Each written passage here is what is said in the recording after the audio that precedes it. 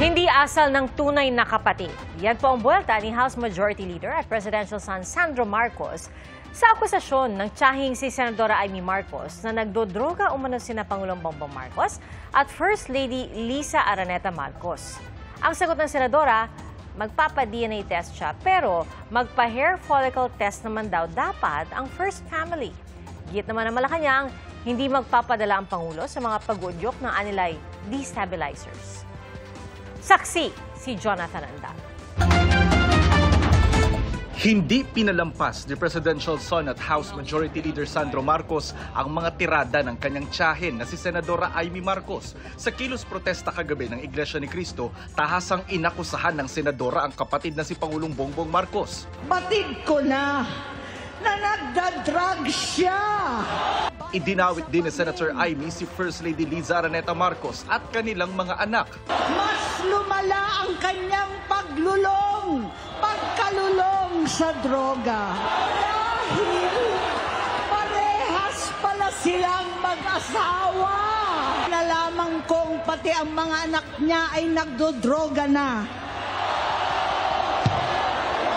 Kinasusuklaman ko pa ang pag-alok ng mag-inang si Sandro ng droga ang aking mga anak at iba pang mga kamag-anak.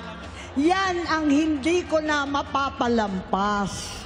Git ni Sandro, walang basihan at wala raw katotohanan ang mga sinabi ng kanyang tiyahin.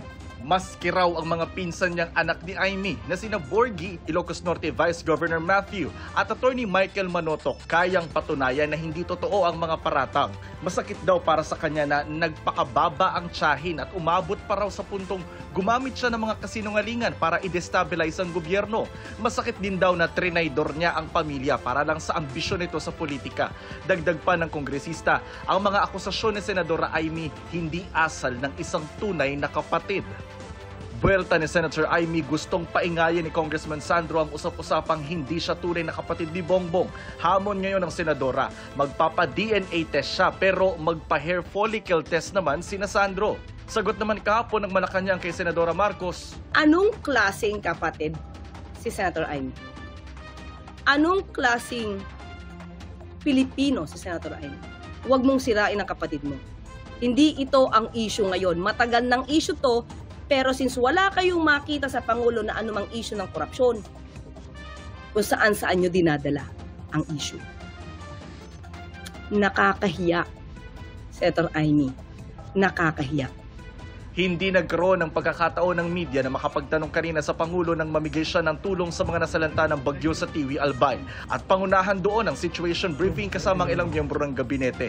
Dumalo rin ang Pangulo sa 150th anniversary gala ng isang financial services company sa Taguig. Pero ayon sa palasyo, walang balak ang Pangulo o ang First Family na buweltahan ng Senadora sa kanyang mga pahayag. Wala rin daw balak ang Pangulo na magpa-hair follicle test o anumang drug test. Ang Pangulo po ay malinis at ang Pangulo po ay hindi magpapadala sa anumang pag-uudyok. Pag-uudyok ng mga destabilizers, pag-uudyok ng mga obstructionists na walang gagawin kundi magbigay ng mga kondisyon, magbigay ng pag-uutos sa Pangulo kahit hindi na po ito naaayon sa kanyang pagtatrabaho. Iginit din ng Malacanang na hindi opsyon sa Pangulo ang pagbibitiw. Hindi po opsyon sa administrasyon, sa Pangulo, ang pagbibitiw. Ang Pangulo ay matapang, nahaharapin kung ano man ang suliranin ng bansa. At sila mga nag-iingay, sila ay ingay lamang. Para sa GMA Integrated News, ako si Jonathan Andal, ang inyong saksi. Mga kapuso, maging una sa saksi. Mag-subscribe sa GMA Integrated News sa YouTube para sa iba't ibang balita.